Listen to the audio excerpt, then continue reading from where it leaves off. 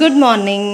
ಮತ್ತು ರೆಗ್ಯುಲರ್ ಮೇಲೂ ಇವತ್ತಿದು ರೊಟೀನು ಒಂದು ಕಷಾಯ, ಟೀ, ಬಿಸಿನೀರು ಇದರಿಂದನೇ ಸ್ಟಾರ್ಟ್ ಆಗೋದು. ಈ ಕೊರೋನಾ ಜಾಸ್ತಿ ಆಗಿದ್ರಾಗಿ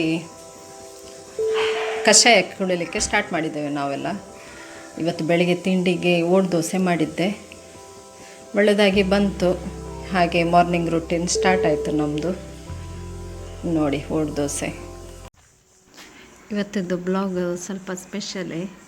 ಇಲ್ಲೆಲ್ಲ ರೈನಿ ಸೀಸನ್ ಸ್ಟಾರ್ಟ್ ಆಗಿದೆ, ಹಾಗಾಗಿ ಎಲ್ಲ ಸೈಡು ಗ್ರೀನರಿ ಇದೆ. ಹಾಗೆ ಬ್ಲಾಗ್ ಇವತ್ತು ನೇಚರ್ ಜೊತೆ ಮಾಡೋಣ ನಾವು. ನಾನಿವತ್ತು ಮಧ್ಯಾಹ್ನದ ರೊಟ್ಟಿಗೆ ಇದು ಹಲಸಿನಕಾಯಿದು ಸುಕ್ಕ ಮಾಡುವ ಅಂತಿದ್ದೇನೆ. ಅದನ್ನು ಕಟ್ ಮಾಡಲಿಕ್ಕೆ ನಮಗೆ ಹಾಳೆ ಅಂತ ಹೇಳ್ತಾರೆ, ಇದು ಅಡಿಕೆ ಮರದ್ದು ಸಿಗ್ತದೆ. ಅದಕ್ಕೆ ಅದನ್ನು ಕಟ್ ಮಾಡಿ ಹೋಗೋಣ ಅಂತ ತೋಟಕ್ಕೆ ಬಂದೆ. ತೋಟದಲ್ಲಿ ಈಗ ಕಟ್ ಮಾಡಿ ಹೋಗ್ಬೇಕು ನನಗೆ. ಅದಿದ್ದರೆ ತುಂಬ ಈಸಿ ಆಗ್ತದೆ. ಇಲ್ಲಾದರೂ ಸಹ ಮಾಡ್ಬೋದು, ಆದರೂ ಇದಿದ್ದರೆ ತುಂಬ ಈಸಿ ಆಗ್ತದೆ ಕಟ್ ಮಾಡಲಿಕ್ಕೆ ಹಲಸಿನಕಾಯನ್ನು. ಅದರ ವೇಸ್ಟೇಜ್ ಎಲ್ಲ ಹಾಕಿಡಲಿಕ್ಕೆ ಒಳ್ಳೆ ಆಗ್ತದೆ ಅಂತ ಇದನ್ನು ತೊಗೊಂಡೋಗ್ತಿದ್ದೀನಿ ನಾನು.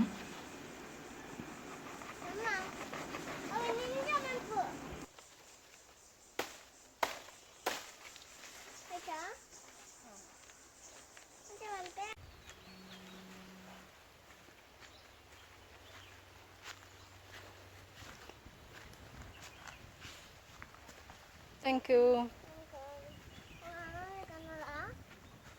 Ini kenapa ra?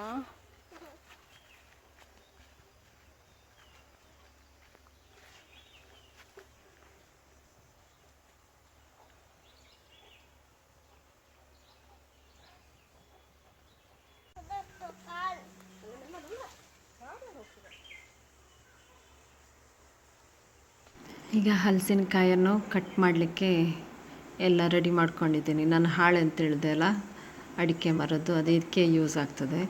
ಈ ಹಲಸಿನಕಾಯಿ ಕಟ್ ಮಾಡೋದು ಸ್ವಲ್ಪ ಕಷ್ಟ, ಯಾಕಂದರೆ ಅದು ತುಂಬ ಕಾಯಿ ಇರ್ತದಲ್ಲ, ಹಾಗಾಗಿ ಹಣ್ಣಿನಷ್ಟು ಈಸಿ ಆಗೋದಿಲ್ಲ ಕಟ್ ಮಾಡಲಿಕ್ಕೆ. ಅದಕ್ಕೆ ನಾವೆಂತ ಮಾಡಬೇಕಂದ್ರೆ, ಅದರಲ್ಲಿ ಅಂಟೆಲ್ಲ ಇರ್ತದೆ. ಅದಕ್ಕೆ ನಾವು ನೀರಿಗೆ ಸ್ವಲ್ಪ ತೆಂಗಿನ ಎಣ್ಣೆ ಅಥವಾ ಯಾವುದೇ ಎಣ್ಣೆ ಯೂಸ್ ಮಾಡಿದರೂ ಪರವಾಗಿಲ್ಲ. ಆವಾಗ ಅದರದ್ದು ಮೇಣ ಅಂತ ಹೇಳ್ತಾರೆ, ಅಂದರೆ ಅಂಟು, ಅದನ್ನು ತೆಗಿಲಿಕ್ಕೆ ತುಂಬ ಈಸಿ ಆಗ್ತದೆ. ಈ ಟ್ರಿಕ್ಸ್ ಒಂದು ಫಾಲೋ ಮಾಡಿ, ಆವಾಗ ನಿಮಗೆ ಗೊತ್ತಾಗ್ತದೆ ತುಂಬ ಈಸಿ ಅಂತ ಅದನ್ನು ಯೂಸ್ ಮಾಡಲಿಕ್ಕೆ. ನೋಡಿ, ಈ ರೀತಿ ಮಾಡಬೇಕು.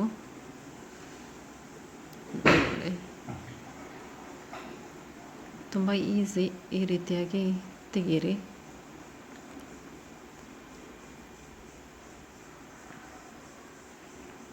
ನೆಕ್ಸ್ಟ್ ಇನ್ನು ಕತ್ತಿ ಉಂಟಲ್ಲ, ಅದನ್ನು ಯೂಸ್ ಮಾಡಿ ಇದನ್ನು ಕಟ್ ಮಾಡಬೇಕು. ಚಾಕುವಿಂದೆಲ್ಲ ಮಾಡ್ಬೋದು, ಆದರೆ ಸ್ವಲ್ಪ ಕಷ್ಟ ಆಗ್ತದೆ. ಇದಾದರೆ ನಮಗೆ ಸ್ಟ್ರೆಂತ್ ಹಾಕಲಿಕ್ಕೆ ಸ್ವಲ್ಪ ಈಸಿ ಆಗ್ತದಲ್ಲ, ಹಾಗಾಗಿ ಇದೇ ನಾನು ಪ್ರಿಫರ್ ಮಾಡ್ತೇನೆ. ನೋಡಿ, ಈ ರೀತಿಯಾಗಿ ಕಟ್ ಮಾಡಬೇಕು. ಮತ್ತು ಇದು ತುಂಬ ದೊಡ್ಡದಾಗಿಯೂ ಕಟ್ ಮಾಡಬಾರ್ದು, ಸ್ವಲ್ಪ ಸಣ್ಣದಾಗಿ ಮೀಡಿಯಮ್ ಸೈಜಲ್ಲಿ ಕಟ್ ಮಾಡಿದರೆ ಒಳ್ಳೆಯದು. ಕಟ್ ಮಾಡಿದ ತಕ್ಷಣವೇ ಅದನ್ನು ನೀರಿಗೆ ಹಾಕಬೇಕು, ಇಲ್ಲಾಂದರೆ ಅದು ಒಂಥರ ಅಂಟಿರ್ತದಲ್ಲ, ಹಾಗಾಗಿ ಅದೊಂಥರ ಅಂಟಾಗ್ತದೆ. ಅದಕ್ಕೆ ನೀರಲ್ಲಿ ಹಾಕೋದ್ರಿಂದ ಅದು ಅಂಟಂತ ಆಗೋದಿಲ್ಲ. ಅದಕ್ಕೆ ನೀರಲ್ಲಿ ಹಾಕಿಡಬೇಕು ಸ್ವಲ್ಪ ಹೊತ್ತು. ನೋಡಿ, ಈ ರೀತಿ ಕಟ್ ಮಾಡಬೇಕು.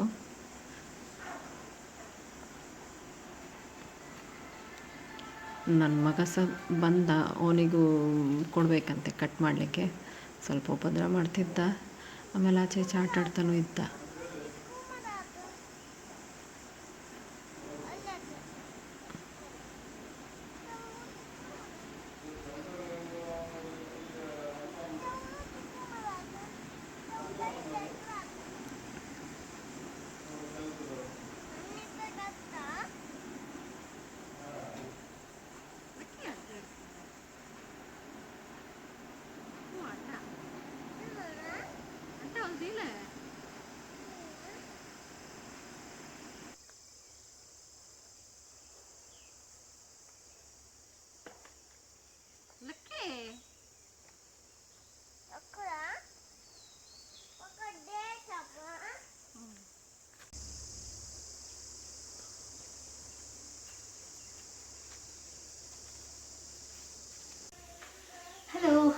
ఏం చేయలేరు ಮಾತೆಲ್ಲ ಇನ್ನು ಏನು ಗುಜ್ಜೆ ಸುಕ್ಕ ಮಂತದ ಅಂತಿದಾಡ್ದೆ ಗುಜ್ಜೆ ಪೂರ ಕ್ಲೀನ್ ಮಂತ್ ಕಂತೆ ಇತ್ತೆ ನೆಕ್ಸ್ಟ್ ಇತ್ತೆ ಗ್ಯಾಸ್ ಆನ್ ಮಂತ್ ಗ್ಯಾಸ್ ಮನ್ಪುಗ ಬಂದು ಇಂದಕ್ಕೆ ಚೂರು ಎಣ್ಣೆಲ್ಲ ಹಾಕ್ಬಿಡು ಏನು ತಾರೆದೆಣ್ಣೆ ಯೂಸ್ ಮಾಡ್ಕೊಂಡ್ರೆ ಚೂರು ತಾರೆದೆಣ್ಣೆ ಪಾಡ್ದು ಸಾಸಿವೆ ಪಾಡ್ದು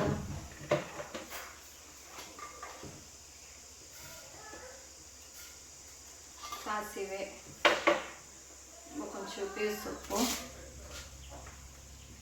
ಮುಕ್ಕೊಂಚೂರು ಉದ್ದು ಇತ್ತಣ ಉದ್ದು ಉದ್ದಾಯಬೇಕಾದ್ರೆ ಒಂದು ಕೆಂಪು ಮುಚ್ಚಿ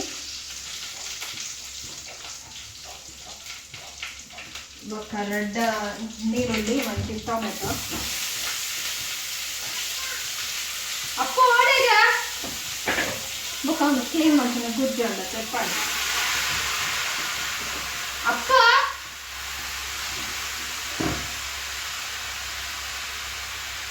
ಆಡೀಗ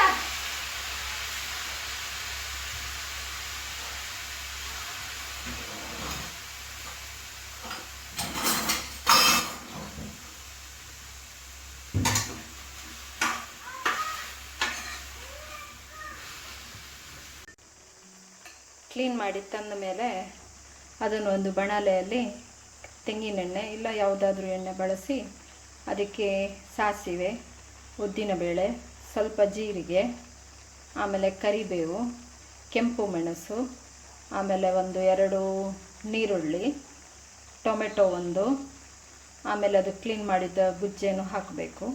ನೆಕ್ಸ್ಟ್ ಅದಕ್ಕೆ ಸ್ವಲ್ಪ ಅರಿಶಿನ ಸಹ ಹಾಕಿ ನೀರು ಹಾಕದೆ ಲಿಡ್ ಹಾಕಿ ಮುಚ್ಚಿಡಿ.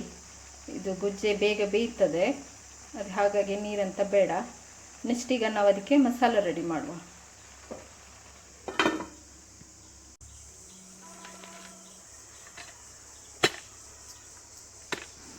ಹಲಸಿನಕಾಯಿ ಸುಕ್ಕ ಮಾಡಲಿಕ್ಕೆ ಒಂದು ತೆಂಗಿನಕಾಯಿ ಸಹ ಬೇಕು.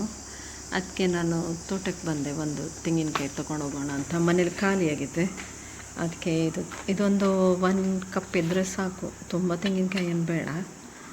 1 ಕಪ್ ತೆಂಗಿನಕಾಯಿ ಹಾಕಿದರೆ ತುಂಬ ಟೇಸ್ಟಿ ಆಗ್ತದೆ. ಅದಕ್ಕೆ ನಾನು ಈಗೆಲ್ಲ ನಮ್ಮಲ್ಲೆಲ್ಲ ತುಂಬ ಫ್ರೆಶ್ ತೆಂಗಿನಕಾಯಿ ಸಿಗ್ತದೆ, ಹಾಗಾಗಿ ಟೇಸ್ಟಿ ಆಗ್ತದೆ. ತುಂಬ ಫ್ರೆಶ್ ಕೊಕೊನಟ್ ಇದ್ದರೆ ಅದೊಂಥರ ಜ್ಯೂಸಿ ಥರ ಇರ್ತದಲ್ಲ, ಹಾಗಾಗಿ ತುಂಬ ಟೇಸ್ಟ್ ಆಗ್ತದೆ.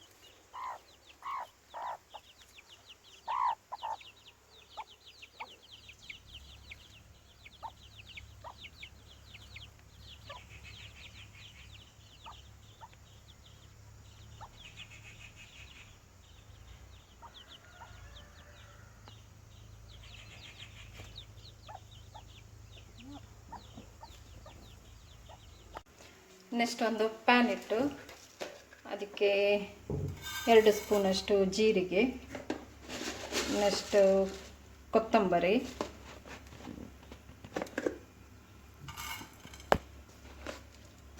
ನೆಕ್ಸ್ಟು ಒಂದು 3 ಕೆಂಪು ಮೆಣಸು ಹಾಕಿ ಫ್ರೈ ಮಾಡಬೇಕು, ಡ್ರೈ ರೋಸ್ಟ್ ಮಾಡಬೇಕು. ಈಗ ಒಂದು ಬೆಲ್ಲದ ಚೂರನ್ನು ತಗೊಂಡು ಗುಜ್ಜೆಗೆ ಮಿಕ್ಸ್ ಮಾಡಬೇಕು.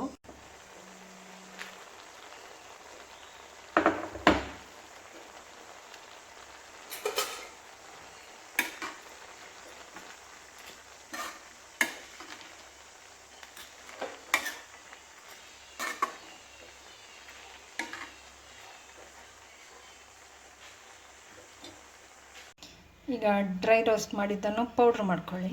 ನೆಕ್ಸ್ಟ್ ಈಗ ಅದಕ್ಕೆ ತೆಂಗಿನಕಾಯಿ, ಗರಂ ಮಸಾಲ, ಸ್ವಲ್ಪ ನೀರು ಆ್ಯಡ್ ಮಾಡಿದರೆ ಸಾಕು. ಮಸಾಲ ಎಷ್ಟು ಸಣ್ಣ ಆದರೆ ಸಾಕು. ನೆಕ್ಸ್ಟ್ ಮಿಕ್ಸ್ ಮಾಡಿ ಉಪ್ಪು ಖಾರ ಬೇಕಿದ್ದರೆ ಸ್ವಲ್ಪ ಮೆಣಸಿನ ಹುಡಿ ಎಲ್ಲ ಆ್ಯಡ್ ಮಾಡಿದರೆ ಗುಜ್ಜೆ ಸುಕ್ಕ ರೆಡಿ ಆಗ್ತದೆ. ಟ್ರೈ ಮಾಡಿ ನೋಡಿ. ಎಲ್ಲ ಆಯಿತು. ಈಗ ಇನ್ನು ಉಪ್ಪು ಹುಳಿ ಖಾರ ಎಲ್ಲ ಟೇಸ್ಟಿಗೆ ಅನುಸಾರವಾಗಿ ನೋಡಿ ಅಡ್ಜಸ್ಟ್ ಮಾಡಿ ಲಿಡ್ ಮುಚ್ಚಿಡಿ. ಇನ್ನೊಂದು 5 ಮಿನಿಟ್ಸ್ ಹೀಗೆ ಇದ್ದರೆ ಗುಜ್ಜೆ ಸುಕ್ಕ ರೆಡಿ ಆಗ್ತದೆ. ರೆಡಿ ಆಯಿತು ಗುಜ್ಜೆ ಸುಕ್ಕ. ಆಫ್ ಮಾಡಿದರೆ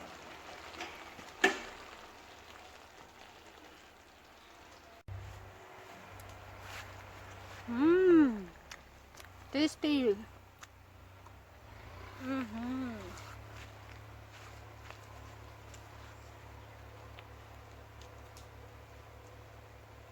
ಅಪ್ಪ ಬಲೆ ಅಟ್ಲ